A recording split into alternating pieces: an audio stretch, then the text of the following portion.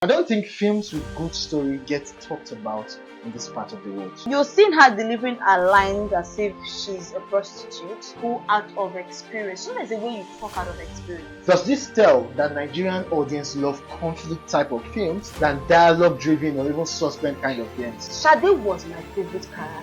Her delivery is so beautiful. Great storyline. It made about 31 million naira when it was released in the cinema November 2023. Before coming into the Netflix early this year, this film was also graced by some current AMVCA winners like Kehinde, Bankole and Layi, wasabi. The film is a film of time. It's relevant to this time. She's someone who started from the days of Super Story, Papa Jasco, Fujias of Commotion. Like I said, it's intentional, and that is what everything should be all about.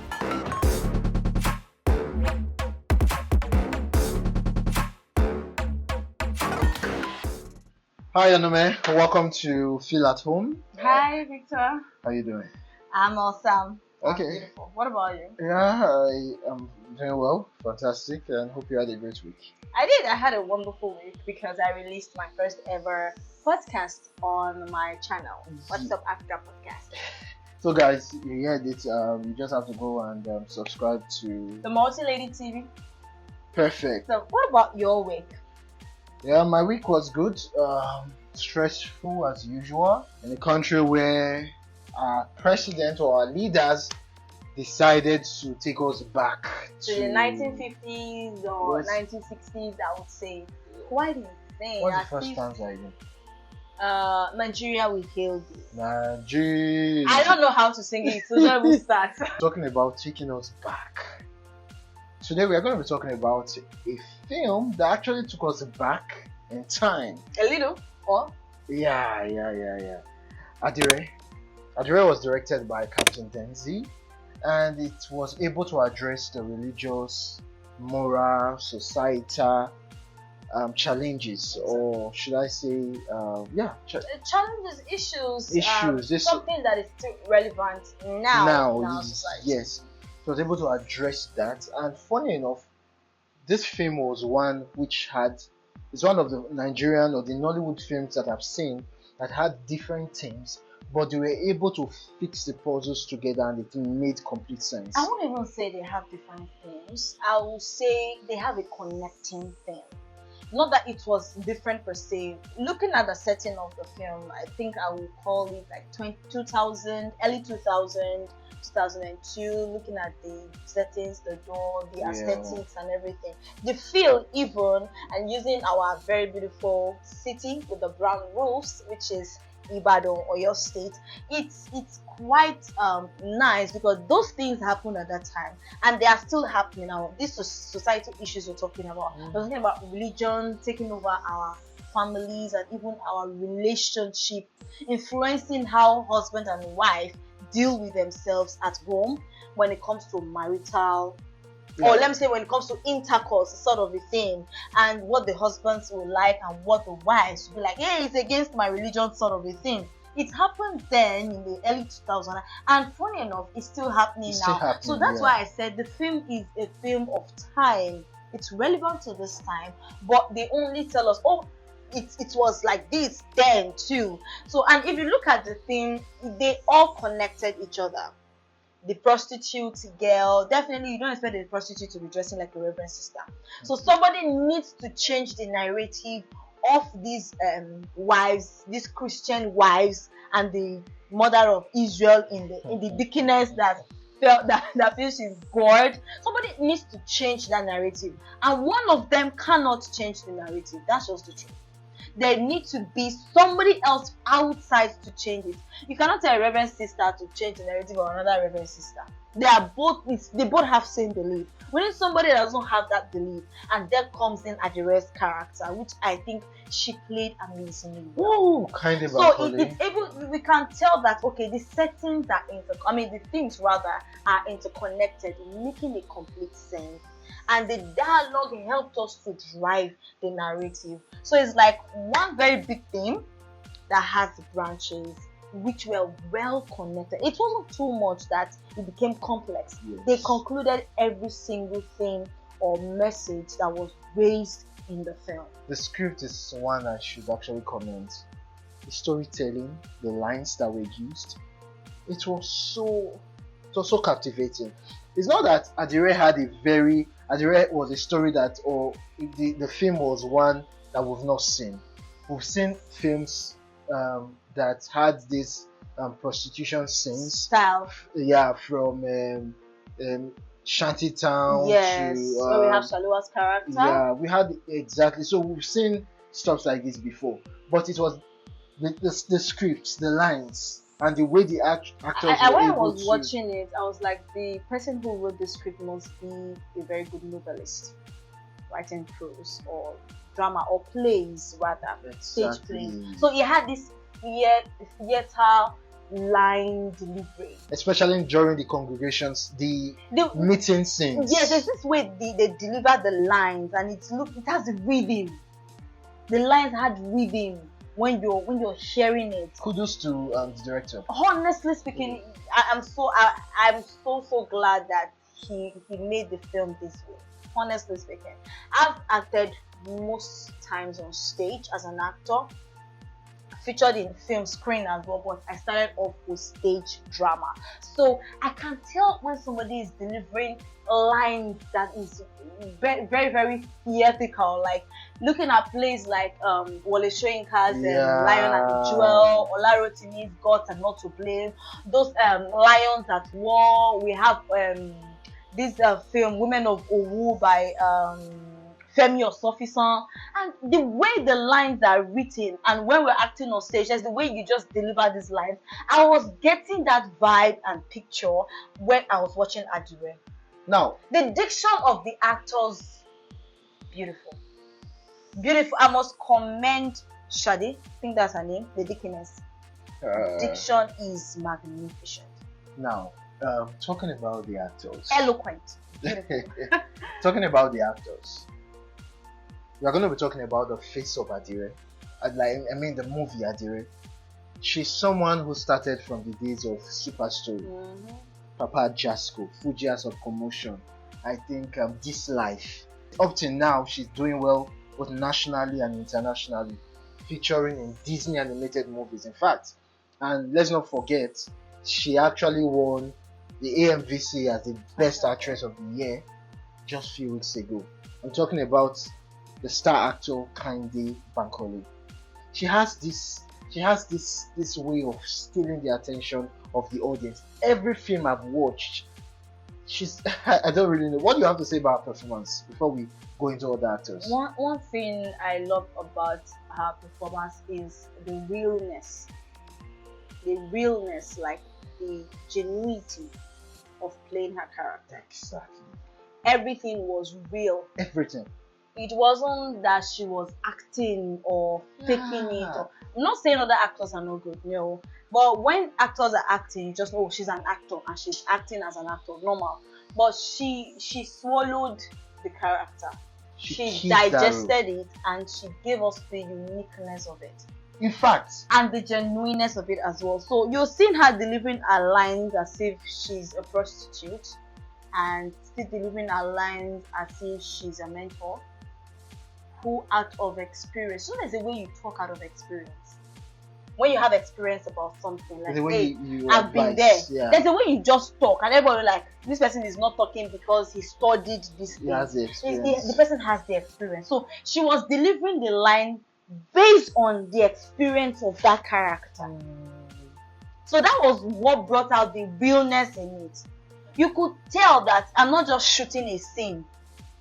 I've shot 3 scenes before, prior to this scene, and these were the parts I took in those 3 scenes, and now it's the 4th scene. This 4th scene is connected with maybe the 1st or the 2nd scene. So the experience from those scenes, she's not just acting because it's the 1st scene. Oh yeah, action, let's act. And the character she started off with is what she ended up with. She didn't leave track. That's one thing I noticed. She didn't leave track to maybe now like what the character again in a particular scene. No, there are some actors when they want to take a particular scene, they want to just sink in first. Okay, this is ADIRE's character and this is who she is. She enters. No, this one is She already knows ADIRE. She was the character. Exactly. She already knows ADIRE. She already put herself in ADIRE. So the experience was not like she telling us her own lifestyle. Meanwhile, it's not her lifestyle naturally on ground. I can't say that, but I know definitely it's not her lifestyle naturally on ground. So you are seeing somebody playing a character that she's not on ground and playing it as if this is what I am on ground. So it's the realness and the genuineness, or I don't know how to put it, of the character that stood out for me. Genuineness. You talked about genuineness. Every of her movie, like I said, we talked about where she's coming from. I mean, from the days of Wale Adenuga Productions up till now, her strength is being able to genuinely own the role. Exactly. Being able to not just genuinely own the role, but come on, we were having empathy for a prostitute. For example, there were some things that I was like, why is she just casual like this now? Why is she just casual? But then I would look back and like, this ADIRE character is what she's actually doing.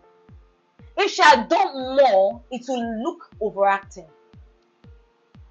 Genuineness, which you talked about. If she had done more, it will look overacting. Same thing she did. So she just balanced it like, this is the character. I don't need to add to it. I don't need to remove from it. This is the character. Yeah. As if it's real life. Exactly. And that was the same thing she did in movies like Sister and so on. Like I'm trying to think it right now about. I think it's a very big lesson to every other actor exactly out there, or actor out there, that just aside owning the character, make it just real.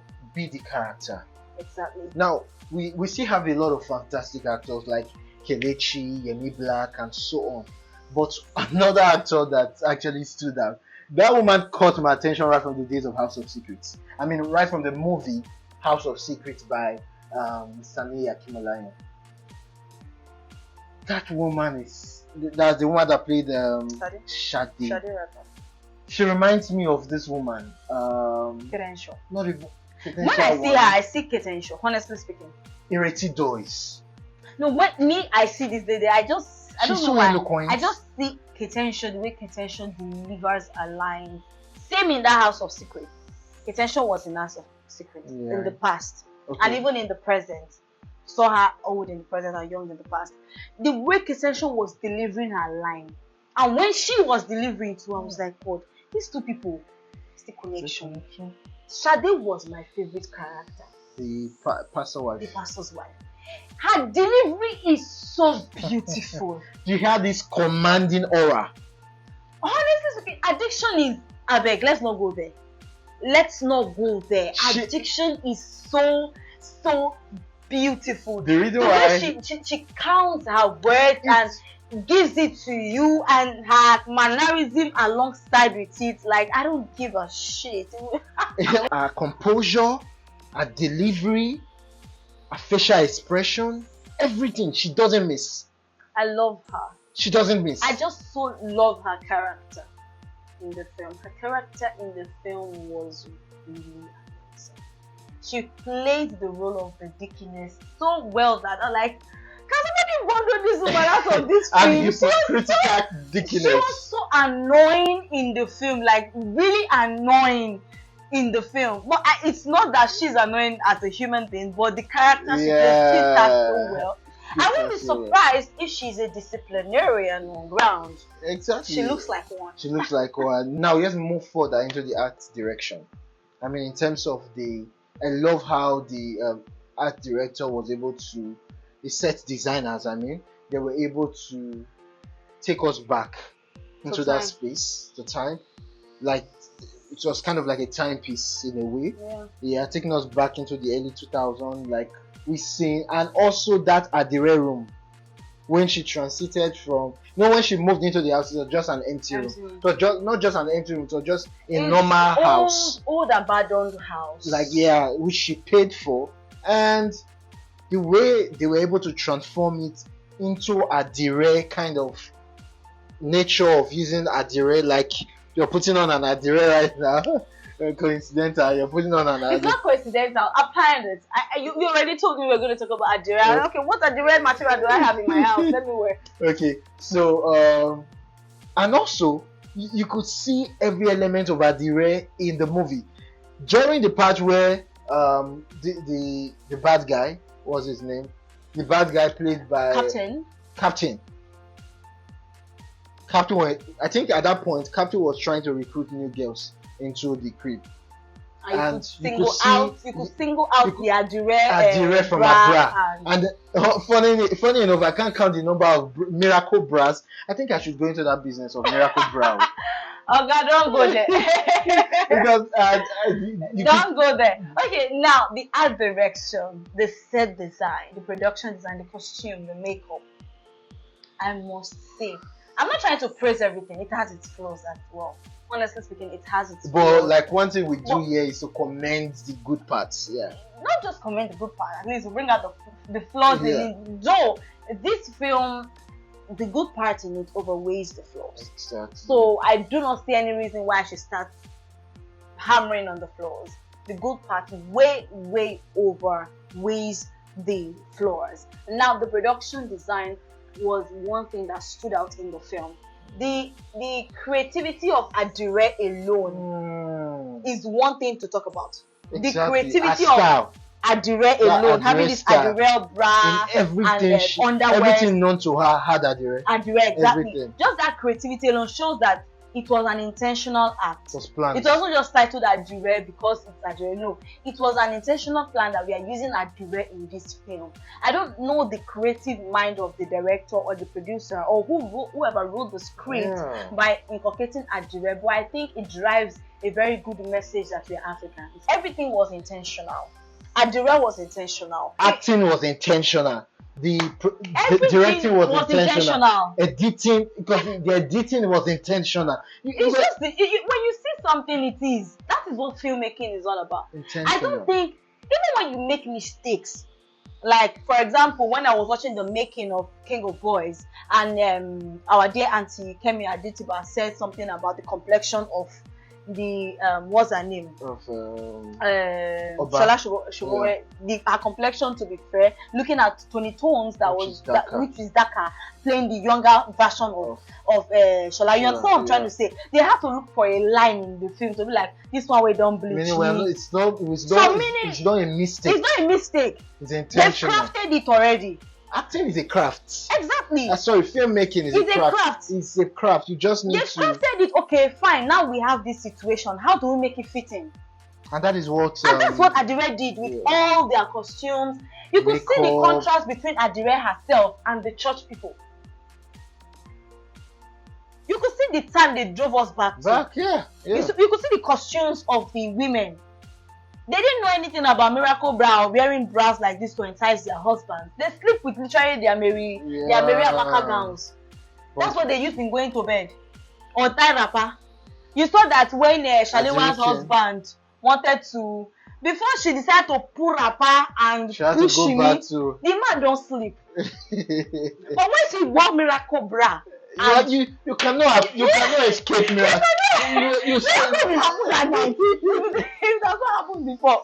It will happen at night. I don't know what I'm trying to say. So it was intentional. We saw the transition from when they were dressed like Mary Amaka to when they started using ADIRE. You saw the transition. So like I said, it's intentional, and that is what every film should be all about. Now, talking about intentionality in filmmaking, it's one that will help post-production, because so many people have this mindset of, you know what, a film that was badly shot in production will be fixed in post-production. But it's not possible. It doesn't work in the post-production. In as much as it's possible, but you do not rely on fixing an error. And that is where I'm bringing the intentionality. Like I said, the post-production, the editing of that film, everything was intentional. You could see that even I'm sure the director has even edited the movie even while shooting, because there were some shots, there were some transitions that were transitioning. My teacher would say every director should have a picture of how they want to see the film already edited. You could see scene by scene, shot by shot. What do you have to say about ADIRE? I'm talking about your last words, and shout out to ADIRE is a beautiful film. Initially, when it started, the way I was thinking it to go wasn't how it was. Because I started with this I was like, okay, is this going to be something that is already scary? That was the vibe I got with the whole 3D intro and all that was played. I was like, what wants to happen? And then it got into dancing club. I was like, it's totally different from what I was thinking. So I was like, okay, let's see what this has to offer. And it offered the best. Over the best, yeah. It really gave us a very beautiful food to eat on the table. And we dined and drank and we were satisfied. We dined, we drank, and we were satisfied. I think that I don't have any words to say. The words I've planned in concluding this episode as we concluded null and void. Because the concluding aspect of the movie ADIRE is we dined, we drank, and we were satisfied. Kudos to Captain Denzi and the entire production cast and crew for the film ADIRE. Big shout out to Kehinde, Bankole, and every actor that surprised me. They never surprised me because I love every actor from Kelechi to everybody that brought in their You agent. I will not forget to mention her. Oh my god, big auntie, you did amazingly well with your character. I've never seen her play such a role. It was my first time. I see her playing City Babe. This local role, it was exceptional. She killed it. I beg. Big auntie, I really love you. Yeah, we're satisfied. We've dined, we've eaten, we're satisfied. So see you in the next episode. I hope you enjoyed yourself. I did. Feel at home episode is all about feeling at home. We've drank. Like we said, we've dined, we've drank, and we're satisfied. And after now, we are still going to continue the celebration. So peace out. I'm going to see you in the next episode, and don't forget to have an amazing day.